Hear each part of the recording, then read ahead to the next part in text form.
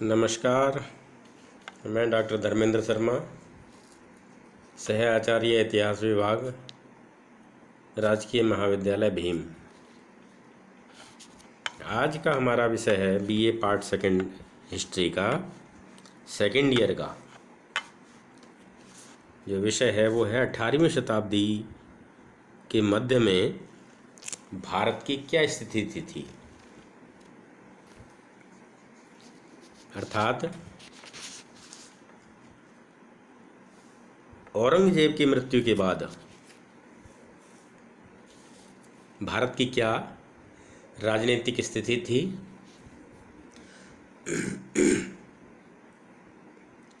इतिहासकारों का मानना है कि औरंगजेब की मृत्यु के बाद में मुगल साम्राज्य छिन्न भिन्न हो गया था। साम्राज्य के कई भाग विभिन्न नवाबों के अधीन स्वतंत्र हो गए थे। बंगाल में 1740 ईस्वी तक अलीवर्दी खान ने स्वतंत्र राज्य स्थापित कर लिया था। मराठों ने उसे काफ़ी कष्ट दिया था, किंतु अंत में उसने उड़ीसा का प्रांत देकर उनके साथ समझौता कर लिया। चौथ के रूप में उसने 6 लाख रुपए वार्षिक देने का वचन किया और अंग्रेजों के साथ भी मित्रतापूर्वक व्यवहार करने लगा। ये लगभग 1756 तक शासन करता रहा। हम 18वीं शताब्दी की जो भारत की राजनीतिक स्थिति है उसके विषय में ये देखते हैं कि केंद्रीय सत्ता समाप्त हो गई। केंद्रीय सत्ता के समाप्त होने के पश्चात जो देश के अन्य शासक थे उन्होंने स्वतंत्रता पूर्वक अपने राज्यों की स्थापना करने लगे।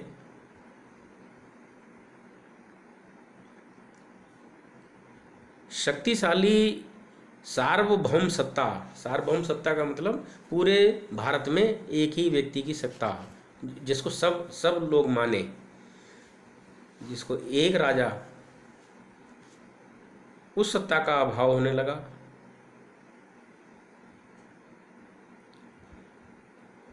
जो मुगल दरबारों में अमीर रहते थे वो षड्यंत्र करने लगे।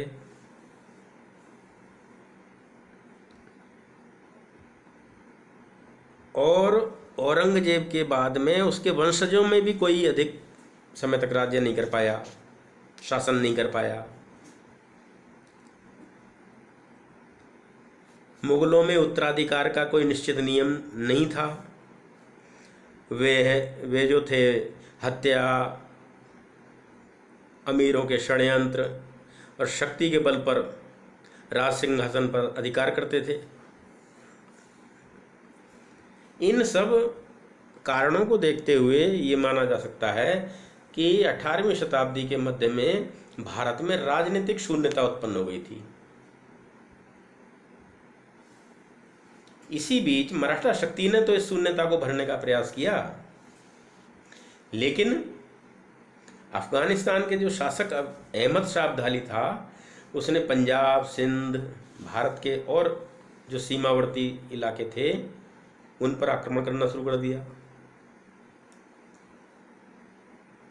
और उत्तरी भारत में अपना प्रभुत्व बनाए रखने के लिए मराठाओं ने अब्दाली से युद्ध करना निश्चित किया। युद्ध का परिणाम ये निकला कि मराठा और अब्दाली के जो बीच में युद्ध हुआ था, पानीपत का तीसरा युद्ध 1761 ईस्वी में, उसमें मराठाओं को जिसमें मराठाओं की पराजय हुई। जिस समय मराठा और अब्दाली लड़ रहे थे, दूसरी तरफ दक्षिणी भारत में और पूर्वी भारत में यूरोपीय शक्तियां जो देश में अव्यवस्था थी उसका लाभ उठाने के लिए तत्पर थीं।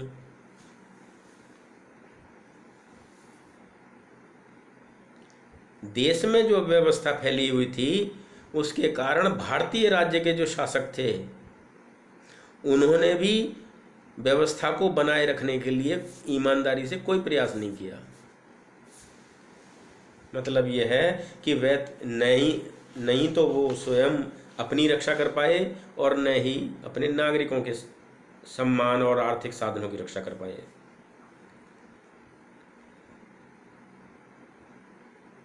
इसी कारण धीरे धीरे सभी शासक अंग्रेजों से परास्त होते चले गए।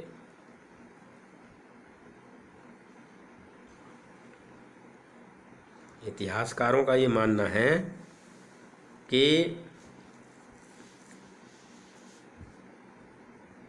जो मुगल बादशाह के मृत्यु के पश्चात उनके पुत्रों में उत्तराधिकार का जो संघर्ष हो जाता था, उस संघर्ष में जो भी शहजादा विजयी होता था वही मुगल तख्त पर बैठता था। औरंगजेब ने भी इसी मार्ग पर चलकर अपने भाइयों को मारकर साम्राज्य पर अधिकार किया था। उसके पुत्रों ने भी इसी मार्ग का अनुसरण किया। इस प्रकार हम ये देखते हैं कि मुगल साम्राज्य का जो अंतिम समय था वो आपस में लड़ने में ही निकल गया और इसका फायदा जो यूरोपीय शक्तियां थीं उस समय अंग्रेज आ चुके थे भारत में, उनका ही बोलबाला था, इसलिए उनका दबदबा रहा।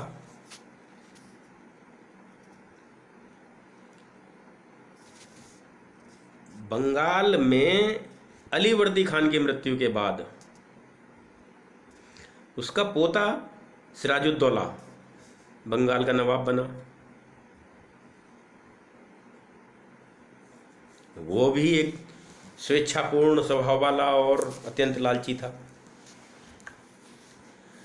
उत्तराधिकार के बाद में उसका बंगाल में अंग्रेजों के साथ संघर्ष शुरू हुआ। इतिहासकार ये मानते हैं कि संघर्ष के कई कारण थे।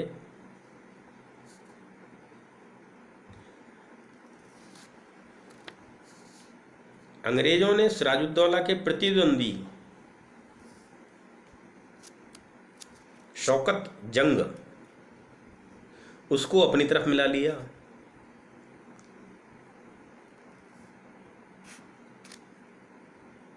तो ये जो कारण थे ये सब सत्ता को प्राप्त करने के लिए थे।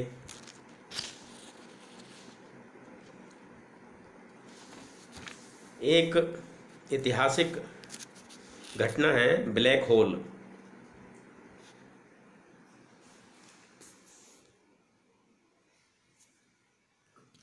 उस ब्लैक होल के विषय में ये जानकारी है कि सिराजुद्दौला ने कासिम बाजार में अंग्रेजी कारखाने पर अधिकार कर लिया था और कलकत्ता के नगर पर भी अधिकार जमा लिया था। 146 व्यक्तियों को, जिनमें स्त्री भी थीं, उनको पकड़कर और एक छोटे से कमरे में बंद कर दिया था। गर्मी इतनी अधिक थी कि और स्थान इतना संकुचित था, छोटा स्थान था, उसमें 146 में से 123 व्यक्ति मर गए, केवल 23 ही बचे। इस घटना को इतिहास में ब्लैक होल का नाम दिया गया है। लेकिन इस घटना पर भी इतिहासकारों में विवाद है। कुछ इतिहासकार कहते हैं कि यह दुर्घटना वास्तविक है या काल्पनिक,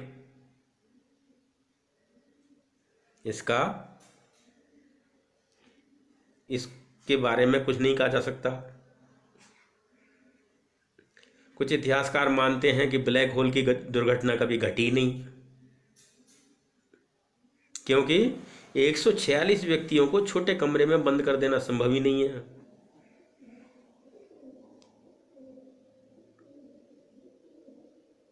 लेकिन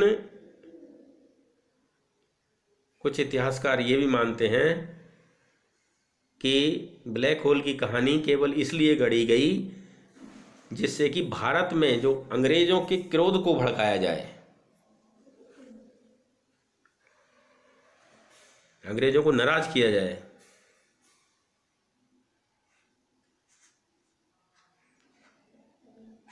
वहां केवल एक व्यक्ति हॉलवेल ही ऐसा व्यक्ति था जिसने इस दुर्घटना का उल्लेख किया।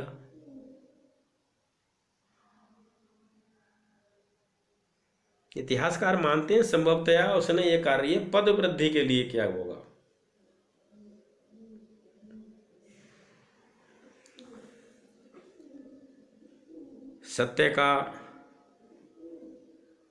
सत्य के विषय में इतिहासकार अलग अलग मत रखते हैं, लेकिन इसका जब मूल्यांकन किया जाए तो ये निकल के आता है कि ब्लैक होल की जो दुर्घटना थी उसका समाचार जब मद्रास में पहुंचा तो वहां अंग्रेज भड़क गए और उस समय एडमिरल थे वाटसन और लॉर्ड क्लाइव को बंगाल भेजा गया, जिससे कि वो वहां की ब्लैक होल की जो दुर्घटना हुई है उसका बदला ले सकें।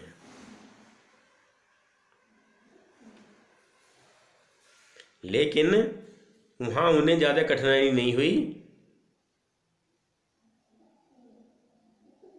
और सिराजुद्दौला ने कलकत्ता पर आक्रमण किया, लेकिन निश्चितता किसी की नहीं हुई।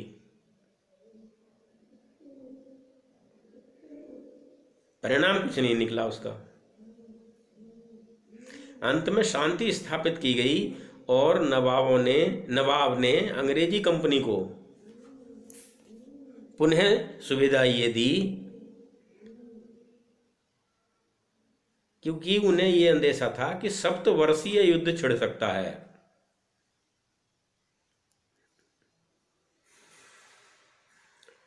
लेकिन हम बाद में देखते हैं कि सप्तवर्षीय युद्ध छिड़ने के कारण ही अंग्रेजों ने फ्रांसीसियों से चंद्रनगर छीना था। इतिहासकार मानते हैं कि दिखावे के तौर पर तो क्लाइव ने सिराजुद्दौला के साथ समझौता कर लिया था, लेकिन उसने एक दृढ़ निश्चय कर लिया था कि वह ब्लैक होल की दुर्घटना का बदला अवश्य लेगा। उसने नवाब के विरुद्ध षड्यंत्र रचा। नवाब का कोषाध्यक्ष था राय दुर्लभ, नवाब का सेनापति मीर जाफर और बंगाल का सबसे संपन्न सेठ था जगत सेठ। इन सबको नवाब के विरुद्ध विद्रोह करने के लिए अंग्रेजों ने उभारा। यह निश्चित किया गया कि क्लाइव को शीघ्र ही प्लासी की ओर कूच कर देना चाहिए और मीर जाफर को नवाब का साथ छोड़कर अपने अधीन सारी सेनाएं लेकर क्लाइव के साथ मिलना चाहिए। नवाब को गद्दी से उतारा जाना था तथा उसके स्थान पर मीर जाफर को बिठाए जाने का निश्चय किया गया। किंतु जब सभी विस्तृत बातों को, इन सब बातों के संबंध में ये निश्चित हो गया तो अमीचंद ने सारे षड्यंत्र की पोल खोल दी, पोल खोलने की धमकी दी और 30 लाख रुपए की मांग कर दी। वो ये चाहता था कि संधि में धन आदि का भी उल्लेख होना चाहिए। लेकिन दूसरी ओर जब क्लाइव को इस मांग का पता चला तो उसे बहुत ठेस पहुंची, किंतु उसने ये निश्चय कर लिया कि जब समय आएगा तो अमीचंद के साथ भी यथाउचित व्यवहार किया जाएगा। उसने संधि की 2 प्रतियां तैयार करवाई थीं। एक प्रति सफेद कागज पर थी और दूसरी लाल कागज पर थी। जो संधि सफेद कागज पर थी उसमें अमीचंद को 30 लाख रुपए देने का कोई उल्लेख नहीं था, और लाल कागज पर जो लिखी गई संधि पत्र थी उसमें इसका उल्लेख था। जब क्लाइव ने एडमिरल बार्टसन को झूठी संधि पर हस्ताक्षर करने के लिए कहा तो उसने इनकार कर दिया।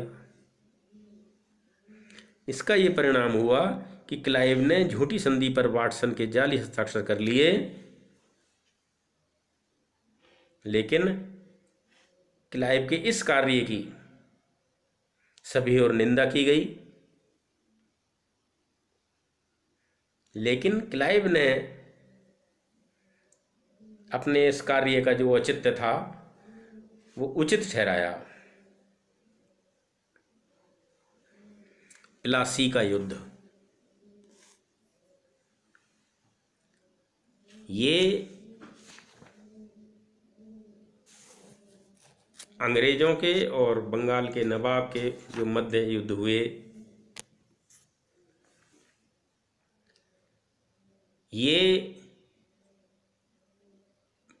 बंगाल, मैसूर, मराठा, अवध, केंद्रीय भारत, सिंध, पंजाब, पूरे भारत में ही इनके साथ युद्ध होने लगे।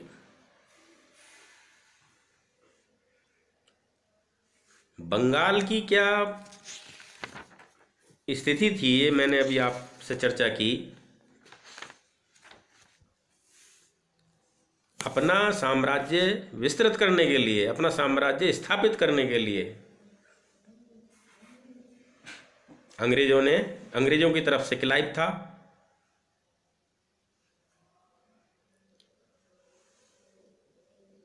अभी हम जो चर्चा कर रहे थे कि मुगल सम्राट के जो अंतिम शासक और यूरोपीय शक्तियों में अंग्रेजों की तरफ से जो शासक थे, जो अंग्रेज थे, उनके मध्य जो राजनीतिक व्यवस्थाएं हुई, अब हम उनकी ओर ध्यान देंगे। प्लासी का युद्ध अभी चर्चा कर रहा था मैं आपसे।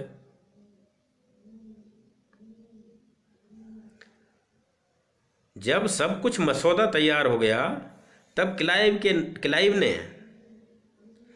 बंगाल के जो नवाब थे सिराजुद्दौला, उनको एक पत्र लिखा जिसमें बंगाल में अंग्रेजों के जो कष्ट थे उनकी शिकायत की गई थी,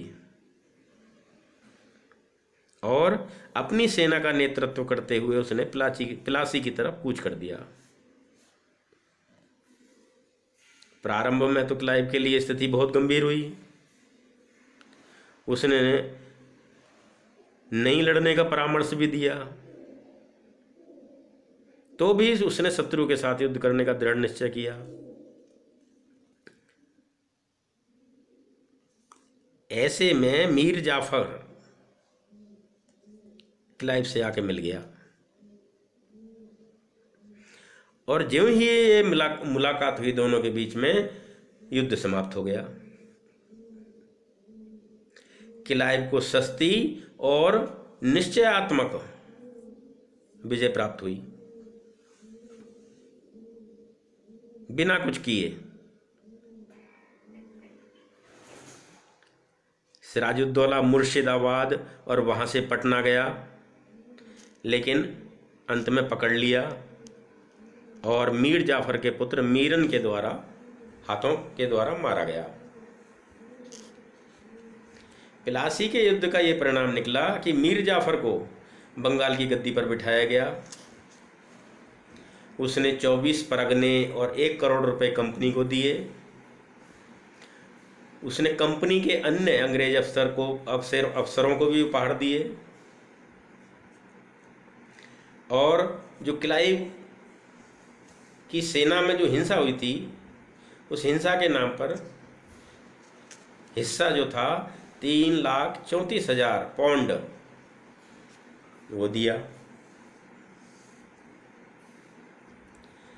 एडमिरल वाटसन ने लिखा है कि प्लासी का युद्ध कंपनी के लिए ही नहीं अपितु सामान्य रूप से ब्रिटिश जाति के लिए असाधारण महत्व रखता था।